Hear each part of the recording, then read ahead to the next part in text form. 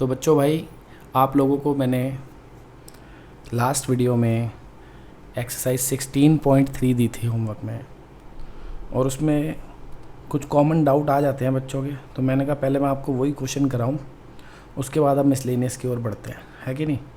कुछ ऐसे क्वेश्चन है जो जनरली बच्चों को डाउट ही आते ही हैं, पता नहीं क्यों आते हैं। होगा भाई, थोड़ा जो डिफ़िकल्ट होगा तभी तो आता है कि नहीं। तो ये जो क्वेश्चन है, ये 7th क्वेश्चन, कई बच्चों को डाउट आ जाता है। तो जिनका हो गया है वो वीडियो को आगे बढ़ा लो भाई, जिनका नहीं हुआ है वो देखो क्या कह रहा है ये। A fair coin is toast 4 times. ठीक है, एक नॉर्मल अपना कॉइन है, अनबाइस्ड कॉइन, उसको फेंका 4 बार एक बंदे ने। And a person win ₹1 for each head. अगर हेड आता है तो वो ₹1 जीत जाएगा, ठीक है।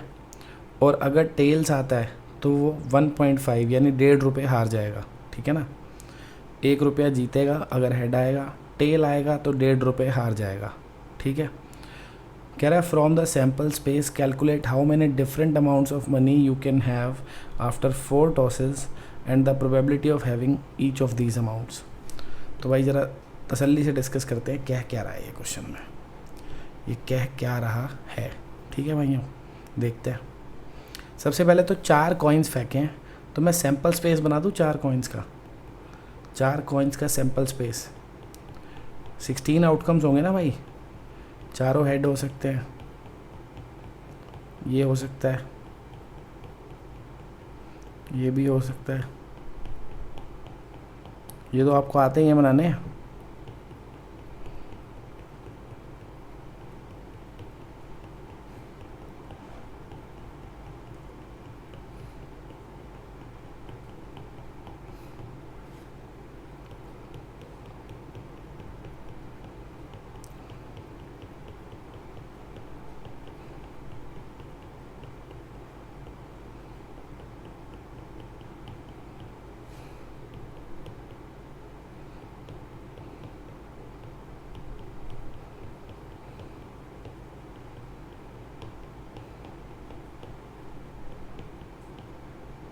तो भाई ये 16 हमारे आउटकम्स बन जाते हैं, ये 16 आउटकम्स बनते हैं ना,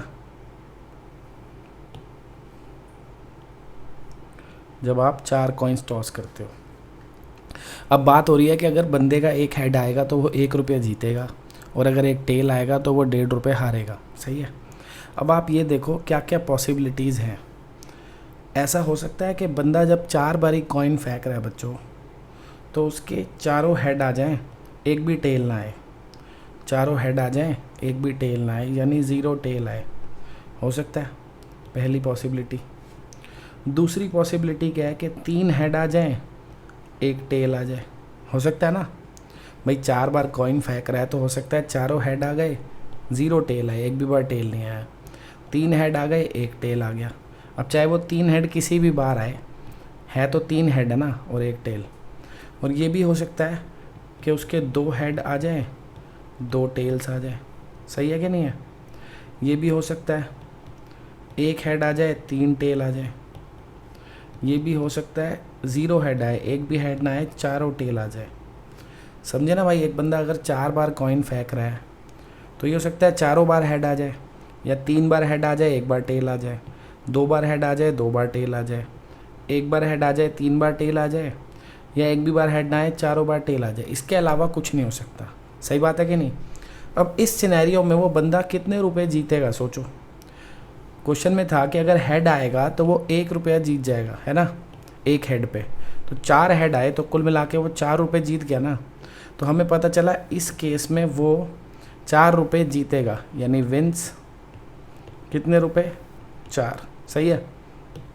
अब इस केस में देखो, उसने कहा था एक हेड का ₹1 जीतेगा और एक टेल का 1.5 हारेगा, ₹1.5।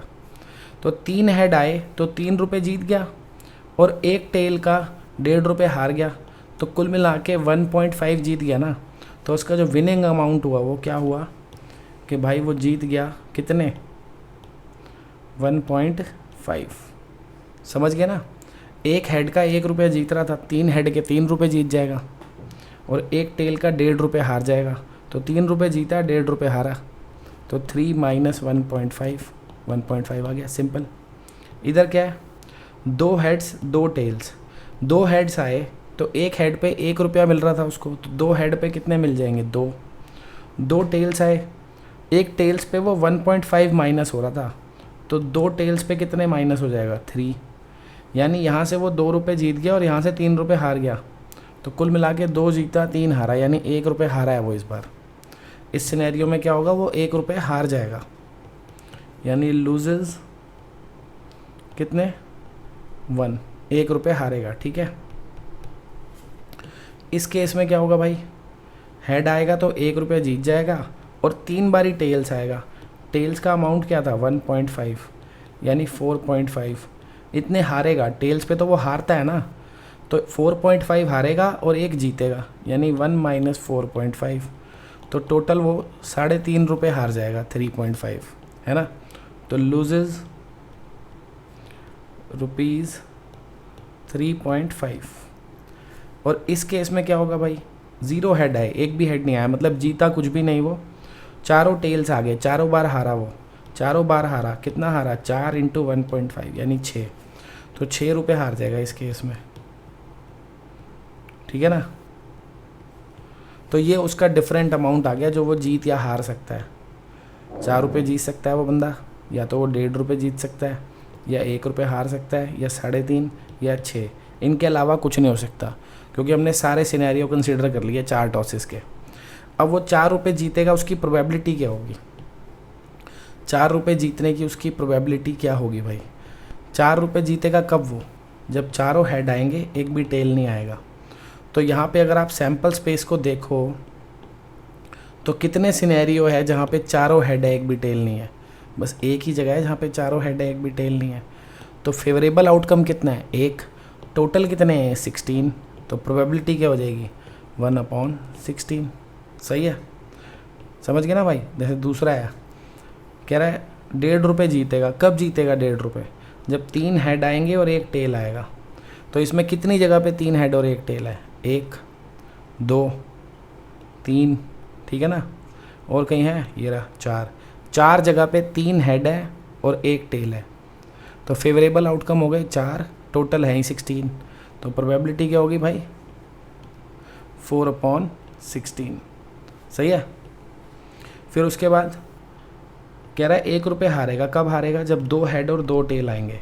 तो इसमें से देख लो कितनी जगह पे 2 हेड 2 टेल है, 1 2 3 4 5 6, इन 6 जगह पे 2 हेड 2 टेल है, यानी फेवरेबल आउटकम कितने हैं, 6, टोटल तो 16 है ही, तो प्रोबेबिलिटी क्या हो गई, 6/16।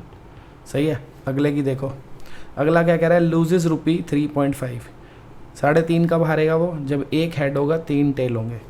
ढूंढो कितनी जगह पे 1 हेड है और 3 टेल है, देखो 1 2, सही है ना, 3 और है कहीं भाई, 1 हेड और 3 टेल, ये रहा, टोटल 4 हो गए। तो हमारे फेवरेबल सिनेरियो हो गए 4, टोटल 16 हो गया ना। लास्ट क्या है, लास्ट में वो कह रहा है अगर 0 हेड 4 टेल यानी चारों टेल आए तो वो 6 रुपये हारेगा, चारों टेल सिर्फ एक ही जगह पे है, तो फेवरेबल सिनेरियो इस बार एक ही है, तो प्रोबेबिलिटी क्या होगी, 1/16। क्वेश्चन ख़त्म भाई। यही हमारा क्वेश्चन था कि एक बंदे ने 4 बारी कॉइन फेंका है, तो ये पॉसिबल सिनेरियो है, उसको हेड पे 1 रुपया मिलता है और टेल्स पे वो 1.5 रुपये हार जाता है, तो कितने पॉसिबल अमाउंट वो जीत या हार सकता है वो बताओ और उनकी प्रोबेबिलिटी बताओ। बता दी भाई, ठीक है, समझ आ गया भाई, बढ़े आगे, चलो बढ़ते हैं। तो ये क्वेश्चन जनरली बच्चों को डाउट आता है, इसलिए मैंने कहा मैं आपको करा देता हूँ, ठीक है भाई। आगे भी है एक आधा जो डाउट आ जाता है, जैसे ये वाला है, ये भी बच्चों को डाउट आ जाता है कई बार। कह रहा है in a lottery a person chooses 6 different natural numbers at random from 1 to 20। एक बंदा एक लॉटरी में 1 से लेके 20 तक में कोई भी 6 नंबर चूज़ कर सकता है। If these 6 numbers match with the 6 numbers already fixed by the lottery committee, he wins the prize। क्या कह रहा है, देखो 20 नंबर है, 20 में से 6 नंबर जो हैं वो कोई 6 नंबर होंगे जो सही होंगे, जो लॉटरी में विनिंग नंबर हैं आपके, बाकी जो 14 नंबर हैं वो बेकार हैं, समझ रहे हो ना। टोटल 20 नंबर्स हैं जिसमें से कोई 6 हैं जो सही हैं और 14 बेकार हैं। अब बंदे को 6 सिलेक्ट करने हैं, अगर 6 के 6 सही होंगे तभी वो लॉटरी जीतेगा। तो इसकी क्या प्रोबेबिलिटी है वो लॉटरी जीत जाए। पहले क्वेश्चन को समझना है बच्चों।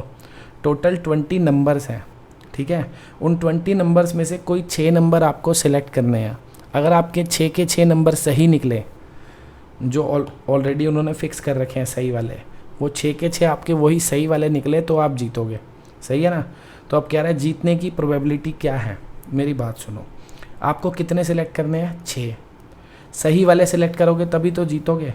तो आप चाहते हो कि जो 6 आप सिलेक्ट करो वो इसमें से ही आ जाए।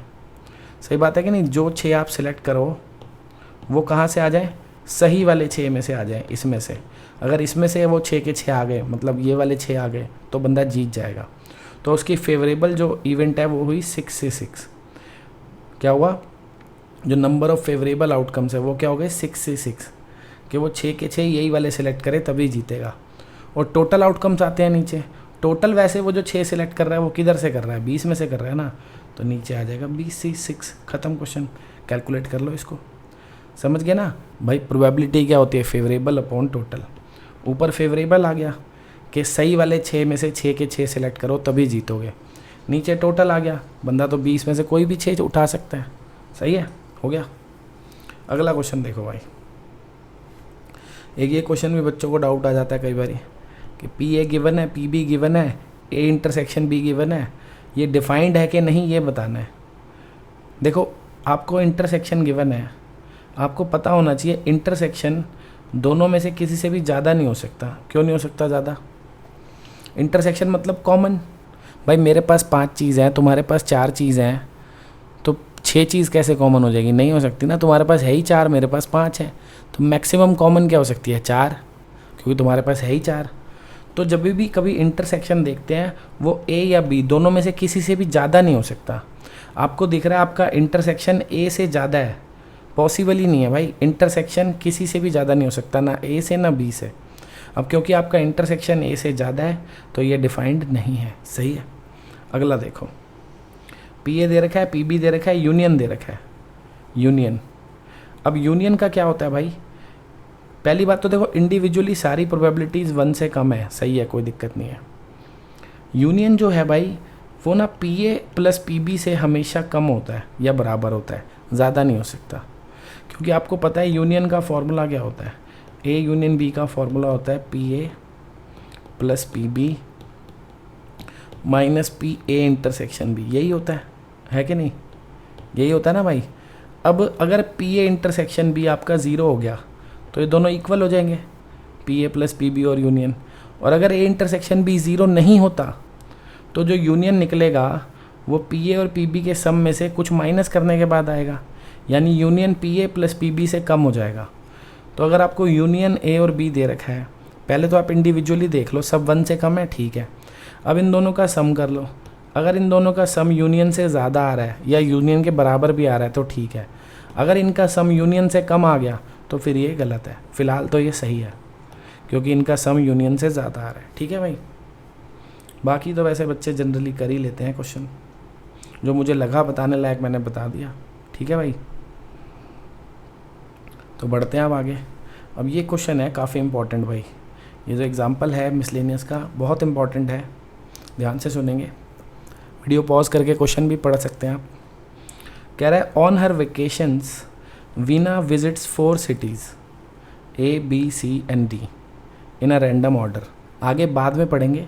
वो कह रहा है वीना एक लड़की है जो कि 4 cities में घूमना चाहती है, जा रही है वो घूमने। ठीक है भाई। A B C D 4 cities हैं, किसी भी ऑर्डर में जा सकती है वो। क्या पता पहले A चले जाए, फिर D चली जाए, फिर B, फिर C, किसी भी ऑर्डर में इन 4 cities में जा सकती है वो। ठीक है। तो अब वो क्या कह रहा है, what is the probability that she visits A before B। मतलब ये जो A सिटी है वो B से पहले यहाँ पे जाए। और दूसरे पार्ट में पूछ रहा है कुछ, तीसरे में कुछ पूछ रहा है, चौथे में कुछ, पाँचवें में कुछ। जब करेंगे तब बात करेंगे। फ़िलहाल तो जब वो 4 cities में जा रही है तो टोटल पॉसिबल कितनी अरेंजमेंट्स बन सकती हैं? पॉसिबल कितने वेज हैं? 4 है ना भाई। 4 ऑब्जेक्ट का क्या होता है? 4 फैक्टोरियल। तो टोटल 24 पॉसिबल ऑर्डर्स हैं जिस ऑर्डर में ये उन सिटीज़ में जा सकती है। ये लिखे हुए देखो, इसने तो सारे लिखे हैं, मैं भी आपको बिना लिखे भी सिखाऊंगा कैसे करना है। पहले ज़रा इसका मेथड देख लेते हैं एनसीईआरटी का। ये तो पता लग गया ना 24 ऑर्डर्स कैसे होंगे भाई। 4 चीज़ें हैं, चारों की अरेंजमेंट क्या होगी, 4 फैक्टोरियल 24। तो टोटल 24 पॉसिबल ऑर्डर्स हैं जिसमें ये अलग अलग सिटीज़ में घूमने जा सकती है। देखो जैसे ये बना दिया उसने कि पहले ए चली जाए, फिर बी, फिर सी, फिर डी, या पहले ए फिर बी फिर डी फिर सी, ऐसे इसने जितने भी बन सकते हैं सारे के सारे ये लिख दिए। सही है। अब अगर आप ये सैम्पल स्पेस बना लोगे तो क्वेश्चन आप देख के आंसर कर सकते हो। ये सारे पार्ट्स आप देख के आंसर कर लोगे। देखो टोटल कितने भाई 24 है ना। अब पहले पार्ट में क्या पूछ रहा है, ए बिफोर बी, इसकी क्या प्रोबेबिलिटी है वो ए सिटी जो है वो बी से पहले जाए। तो देखो इन 6 के 6 को आप देखो, इन 6 के 6 में ए जो है बी से पहले है। देखो ए बी से पहले है कि नहीं। बच्चे सोचते हैं ए बी से पहले इन दोनों में तो है, इधर नहीं है। अबे ए बी से पहले का मतलब ये थोड़ी है ए जस्ट पहले हो। पहले वो ए में गई, फिर सी में गई, फिर बी में गई, फिर डी में गई। तो जो ए है वो बी से तो पहले ही गई ना। वो ए जो जगह है वो उसने बी से तो पहले ही देख ली ना। तो इन 6 के 6 में ए जो है बी से पहले है, ए बी से पहले है। और भी कई जगह है, इन 6 के 6 में तो बी पहले है, तो इसको तो देखेंगे नहीं हम, हमें तो ए पहले चाहिए। देखो यहाँ पे भी ए पहले है, यहाँ पे भी ए बी से पहले है, दिख रहा है ना। सीधा सीधा देखना है आपको बस। यहाँ पे भी ए बी से पहले है, यहाँ पे भी ए बी से पहले है, दिख रहा है ना भाई। यहाँ भी ए बी से पहले है, सब दिख रहा है मस्त। एक और होना चाहिए जहाँ ए बी से पहले हो, ए बी से पहले हो। देखो भाई ये रहा। तो ये 6 जगह दिख गई आपको, प्लस ये वाली 6। तो टोटल 12 जगह है जहाँ पे ए बी से पहले है। तो फेवरेबल हो गए 12, टोटल है 24। Answer is 1/2। तो फर्स्ट पार्ट तो हो गया अपना। सेकंड पार्ट, ए बी से पहले हो और बी सी से पहले हो। देख लो, देख के तो कोई भी बता देगा। ये देखो इसमें ए बी से पहले है और बी सी से पहले है, इसमें भी ए बी से पहले है, बी सी से पहले है ना। और कोई है इसमें, इस लाइन में ये रहा, ए बी से पहले और बी सी से पहले है कि नहीं भाई। ए जो है वो बी से पहले है। इधर भी देखो ए बी से पहले और बी सी से पहले, दिख रहा है। तो ये 4 जगह है जहाँ पे ए बी से पहले है और बी सी से पहले है। तो फेवरेबल हो गए अपने 4, टोटल हो गए 24। Answer is 1/6। देख के तो पता लग ही जाएगा, आपको बस ढूंढना है। ए फर्स्ट हो बी लास्ट हो, देख लो कहाँ कहाँ पे ए फर्स्ट है और बी लास्ट है। देखो एक तो ये रहा ए फर्स्ट बी लास्ट, एक ये रहा ए फर्स्ट बी लास्ट, 2 ही हैं। तो 2/24 यानी 1/12। सही है। अगले में क्या कह रहा है, ए इधर फर्स्ट और सेकंड, या तो ए फर्स्ट पोजीशन पे हो या तो सेकंड पोजीशन पे। इन 6 के 6 में ए फर्स्ट पोजीशन पे है। अब आप सेकंड पोजीशन वाला ढूंढ लो। इसमें ए सेकंड पे है, इसमें भी ए सेकंड पे है, इधर भी ए सेकंड पे है, इधर भी ए सेकंड पे है, इधर भी ए सेकंड पे है, इधर भी ए सेकंड पे है। तो आपको दिख गया टोटल 12 प्लेसेस पे ए सेकंड प्लेस पे और फर्स्ट प्लेस पे है, मतलब फर्स्ट या सेकंड किसी पे। तो फेवरेबल 12 हो गए, टोटल 24 आ गया जी 1/2।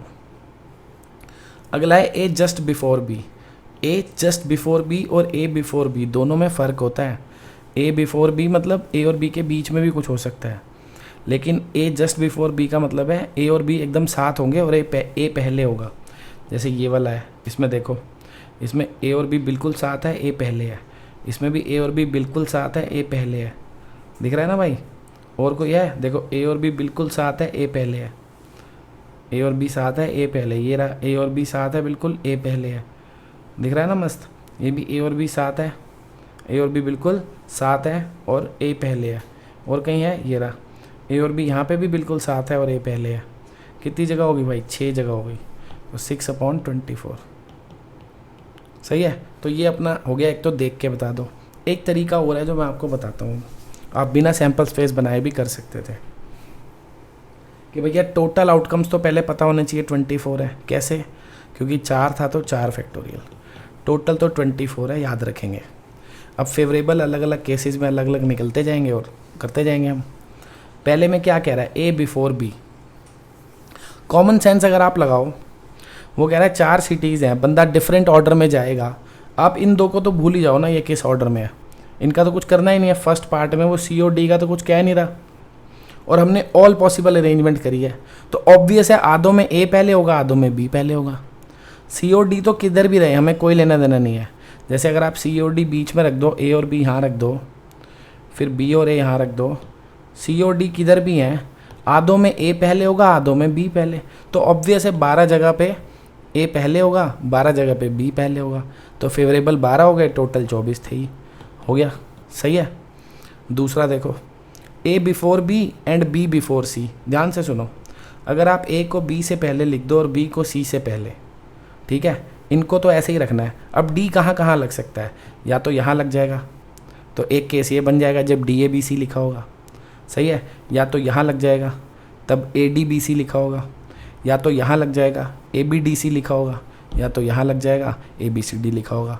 तो डी 4 जगह घूम सकता है, 1 2 3 4। ए बी सी इसी ऑर्डर में रखने हैं, क्योंकि ए बी से पहले रखना है, बी सी से, तो 4 सिनेरियो बनेंगे। तो यानी कि इसके कितने बनेंगे भैया, 4, टोटल है 24, ख़त्म। जिनको ये समझ में आ रहा है अच्छी बात है, नहीं तो भाई सैम्पल स्पेस बना के देख के कर लो। अगले में क्या कह रहा है, ए फर्स्ट एंड बी लास्ट। अगर ए शुरू में फिक्स्ड है और बी लास्ट में फिक्स्ड है, तो बीच में 2 ही बातें तो हो सकती है, या तो सी डी होगा या तो डी सी होगा। सही बात है कि नहीं, ए और बी तो फिक्स्ड है, तो 2 ही सिनेरियो बनेंगे, तो 2/24। सही है ना, बिना देखे पता लग रहा है नीचे से। ए इधर फर्स्ट और सेकंड, ए या तो फर्स्ट पोजीशन पे हो या तो सेकंड, सिंपल है। अगर आप ए को फर्स्ट पोजीशन पे सेट कर दोगे, तो बाकी जो पीछे 3 है उनको अरेंज करूँगा तो 3 फैक्टोरियल, यानी 6 ऐसे होंगे जिनमें ए स्टार्टिंग में होगा, है ना। ऐसे ही अगर ए को मैं सेकंड पोजीशन पे फिक्स कर दूँ, तब भी तो 3 जगह खाली है, उनकी अरेंजमेंट क्या होगी, 3 फैक्टोरियल, तब भी 6 ही बनेंगे। सही है ना। तो ए अगर सेकंड पोजीशन पे है उसके लिए भी 6 आउटकम है, ए अगर फर्स्ट पोजीशन पे है उसके लिए भी 6 आउटकम है, तो टोटल फेवरेबल आउटकम हो गए 12, नीचे 24। सही है भाई। अगला कह रहा है ए जस्ट बिफोर बी। ए जस्ट बिफोर बी का मतलब क्या है, ए और बी को एक साथ बांध दो, ए और बी को एक साथ बांध दो भाई, ए और बी को एक साथ बांध दो, और अब बच गए सी और डी। क्या बच गए, सी और डी, क्योंकि ए को जस्ट बिफोर बी रखना है, तो इनको अरेंज करूँगा आप 3 ऑब्जेक्ट को, 3 फैक्टोरियल नहीं आ जाएगा, 6, तो फेवरेबल 6, टोटल 24, ख़त्म। बस हो गया, ऐसे सिंपल है ना। बढ़े आगे, चलो।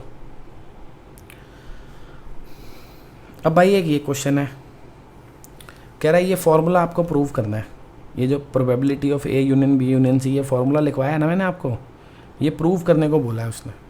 ठीक है, कुछ नहीं, सिंपल डिस्ट्रीब्यूटिव लॉ लगाया है, अगर आपको याद है तो हो जाएगा इजीली। देखो ये देखो, A union B union C निकालना था, तो इसने थोड़ी देर के लिए क्या करा है, ये जो बी यूनियन सी है इसको ई मान लिया, बी यूनियन सी को क्या लिख दिया है, ई, ताकि 3 इवेंट की जगह 2 हो जाए। सही है ना। A union B union C में क्या किया, बी यूनियन सी की जगह ई लिख रहा है, तो अब 2 इवेंट बन गई। 2 का फॉर्मूला आप यूज़ कर सकते हो, क्योंकि इसने तो 3 वाला प्रूव करने को बोला है, तो 2 वाला इसने यूज़ कर लिया। ए यूनियन ई क्या होता है, P A plus P E minus P A intersection E. यहाँ तक तो सिंपल है, सही है, ठीक है ना। अब जो ई था वो क्या था अपने आप में, बी यूनियन सी, तो अगर ई की प्रोबेबिलिटी निकाली जाए, ई की जगह क्या लिखा है, बी यूनियन सी, तो ये भी आपको खोलना आता ही है, इसका फॉर्मूला होता है, ये होता है ना, B C minus B intersection C. सही है, कोई दिक्कत तो नहीं है भाइयों। अब आपको एक चीज़ और पता होगी, ये जो ए इंटरसेक्शन ई था, यहाँ पे क्या था, ए इंटरसेक्शन ई, वो लिखा है इसने। ई क्या था, बी इंटरसेक्शन सी, ये देखो, ई क्या था, बी इंटरसेक्शन सी। ई तो बी यूनियन सी है, मैं इंटरसेक्शन कैसे बोल दिया, गलती से बोल दिया, कोई बात नहीं।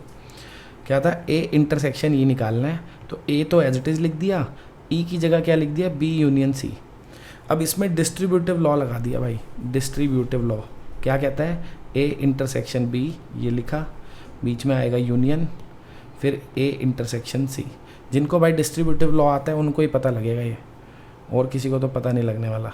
ठीक है, तो अब क्या कर रहे हैं हम, सबसे पहले ये जो हमने लिखा था A union B equal to this, A union B union C equal to this, इसमें पी ई की वैल्यू डाल देंगे और ए इंटरसेक्शन ई की वैल्यू डाल देंगे। पी ई की वैल्यू कहाँ है, ये रही, ये पूरी यहाँ पे रख देंगे हम, ठीक है, यहाँ पे रख देंगे। और ए इंटरसेक्शन ई की जगह क्या लिखना है हमारे को, ये, तो ये हम ए इंटरसेक्शन ई की जगह लिख देंगे, वही कर रहे हैं। ठीक है, ए इंटरसेक्शन ई था ना, तो उसकी जगह क्या किया, ये देखो, जो ए इंटरसेक्शन ई था वो क्या आना चाहिए था, ये तो वही लिखा है इसने। ए इंटरसेक्शन ई को क्या लिखा है उसने, ये देखो यहाँ से ये दोनों इक्वल है, दिख रहा है ना, ए इंटरसेक्शन ई इसके इक्वल है। तो प्रोबेबिलिटी निकाल रहा है ए इंटरसेक्शन ई की, क्या निकलेगी, ए इंटरसेक्शन ई की प्रोबेबिलिटी। ई क्या था, ये रहा ना, ई की जगह क्या लिखना है, बी यूनियन सी। पूरा लिखने की ज़रूरत नहीं है, आपने ए इंटरसेक्शन ई को ये निकाला ही है। तो पी ए इंटरसेक्शन ई क्या होगा, इसकी प्रोबेबिलिटी। इसको आप ए समझ लो, इसको बी समझ लो, इसको ए समझ लो और इसको बी। तो ए यूनियन बी की प्रोबेबिलिटी क्या होती है, ए की प्रोबेबिलिटी प्लस बी की probability minus A intersection B की प्रोबेबिलिटी। समझे कि नहीं भाई, इसकी प्रोबेबिलिटी निकाल रहा हूँ, सही है। तो इसकी प्रोबेबिलिटी निकाल रहा हूँ मतलब इसकी निकाल रहा हूँ, दोनों इक्वल तो हैं। ए इंटरसेक्शन ई की प्रोबेबिलिटी निकालना मतलब इसकी प्रोबेबिलिटी निकालना, क्योंकि ये दिख रहा है ए इंटरसेक्शन ई के इक्वल है। अब इसकी प्रोबेबिलिटी अगर निकालनी है, इसको ए मान लो, इसको बी मान लो। तो अब ये क्या लिखा है, A union B. A union B की प्रोबेबिलिटी कैसे निकलती है, प्रोबेबिलिटी ऑफ ए यानी this plus probability of B यानी this minus probability of A intersection B. सही है। अब इसको देखना भाई ध्यान से, ये A intersection B intersection A intersection C है। तो ए इंटरसेक्शन ए तो ए ही होता है ना। देखो अगर आप इसको थोड़ा सा रीअरेंज करके लिख दो, ऐसे आगे पीछे कर दोगे तो ए इंटरसेक्शन ए तो ए ही होगा। बचेगा क्या, ए इंटरसेक्शन, देखो ना क्या करा, थोड़ा सा रीअरेंज करा हमने, इसको आगे पीछे करा सबको, ये क्या हो जाएगा ए, बच गया A intersection B intersection C. यानी इस पूरे को क्या लिख सकते हैं हम, A intersection B intersection C. सही है।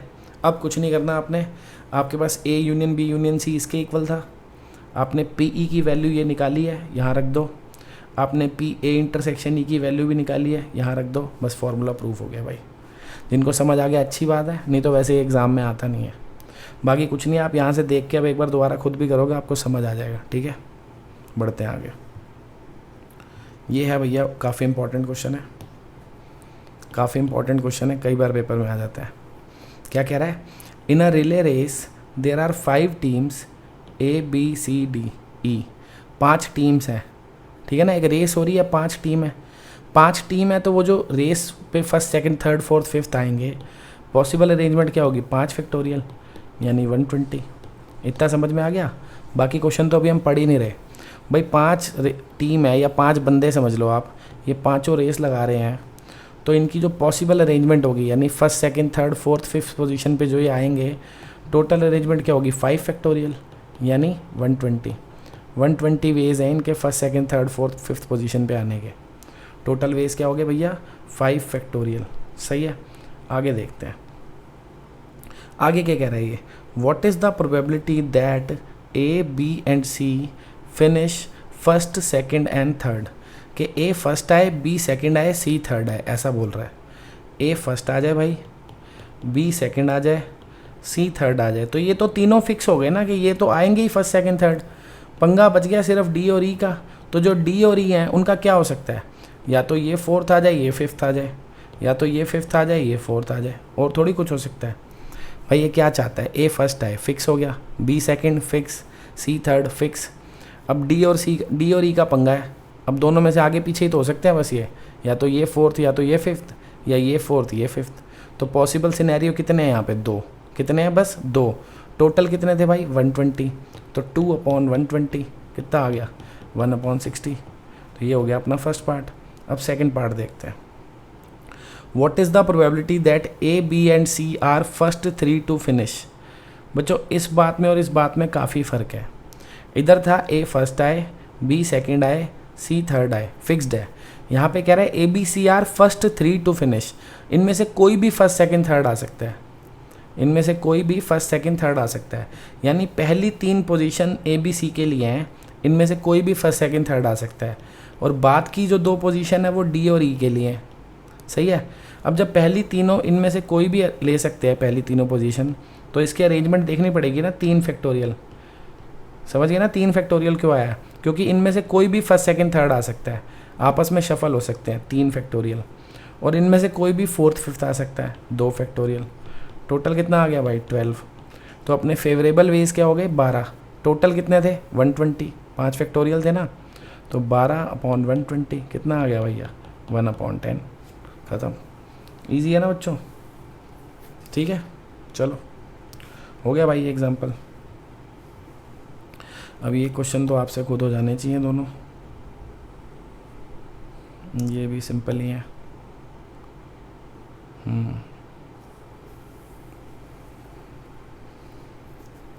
अब जैसे ये थोड़ा सा हिंट दे देता हूँ, चलो कोई बात नहीं। कह रहा है अ डाई हैज़ 2 फेसेस, एक डाई में 2 फेसेस हैं जिस पे 1 लिखा हुआ है, 3 फेसेस है जिस पे 2 लिखा हुआ है, और 1 फेस है जिस पे 3 लिखा है। मतलब नॉर्मल डाई नहीं है, ये अजीब सी डाई है जिसमें क्या हुआ है, 2 जगह 1 लिखा हुआ है, 3 जगह 2 लिखा हुआ है, और 1 जगह 3 लिखा हुआ है। अब आपको इसको देख के प्रोबेबिलिटीज़ लिखनी है, सिंपल है। 2 आने की क्या प्रोबेबिलिटी है, 2 कितनी जगह लिखा है, 1 2 3, 3/6। 1 या 3 आने की क्या प्रोबेबिलिटी है, 1 या 3 कुछ भी आ जाए, तो फेवरेबल कितने हो गए, 3 हो गए ना, 1 2 3। नॉट 3, 3 ना आए तो ये 5 हो गए फेवरेबल, सिंपल है। अगला देखो, कह रहा है एक बंदे ने 10,000 लॉटरीज टिकट्स हैं, 10,000 लॉटरी टिकट्स हैं, उनमें से 10 लॉटरी टिकट्स पे कोई प्राइज़ है, 10 लॉटरी टिकट्स पे कोई प्राइज़ है, ठीक है। What is the probability of not getting a prize, प्रोबेबिलिटी निकालनी है प्राइज़ ना जीतने की। If you buy 1 ticket, if you buy 2 tickets, if you buy 10 tickets. ध्यान से सुनना, टोटल लॉटरीज बेटा आपके पास 10,000 है, जिसमें से 10 पे तो प्राइज़ है, बाकी जो बच गई 9990 ये डेड है। डेड मतलब इनमें से किसी पे भी कोई प्राइज़ नहीं है। अब वो बंदा कह रहा है उसने 1 टिकट खरीदी पहले केस में और वो हार जाए, इसकी क्या प्रोबेबिलिटी है, मतलब उसको वो प्राइज़ ना जीते, ना जीते मतलब वो ये वाली खरीदेगा ना बेकार वाली, तो उसकी फेवरेबल कितनी हो गई, ये टोटल 10,000 है ही। आंसर क्या आ जाएगा, 9990/10,000। सिंपल भाई, जब 1 टिकट खरीदेगा वो, सही है। अब अगले केस में कह रहा है वो 2 टिकट खरीद रहा है, तब भी वो प्राइज़ ना जीते। तो आपको दिख रहा था टोटल 10,000 लॉटरीज थी, जिसमें से 10 पे प्राइज़ था, इन पे नहीं था। ज़्यादा तो नहीं लिख दिया कहीं, ठीक है, गलत लिख दिया भाई, इन पे नहीं था। 10,000 थी, है ना, 10 पे प्राइस था और इन पे नहीं था, है ना। जब इन पे नहीं है, वो कह रहा है 2 टिकट लिए है और वो तब भी नहीं जीता, तो यानी कि उसने दोनों की दोनों ख़राब वाली टिकट लिए हैं, दोनों इसमें से लिए हैं, दोनों इसमें से लिए। अब 2 टिकट ले रहा है ना, तो अब कॉम्बिनेशन यूज़ करना पड़ेगा। जब एक ऑब्जेक्ट सिलेक्ट करते हैं तो डायरेक्ट हो जाता है, 2 के लिए कॉम्बिनेशन, 1 से ज़्यादा के लिए कॉम्बिनेशन। बंदे ने 2 टिकट खरीदी और वो दोनों में से उसका कोई भी प्राइस नहीं आया, मतलब दोनों उसने ख़राब वाली टिकट ली है, ये वाली, दोनों ये वाली टिकट ली हैं। तो 9990 में से 2 ले ली, ये तो फेवरेबल हो गया। नीचे टोटल क्या आ जाएगा भाई, फेवरेबल क्या आ गया, जो ख़राब वाली टिकट्स हैं उनमें से 2 ले लो, नीचे टोटल आ जाएगा कि 10,000 में से 2 ले लो, हो गया।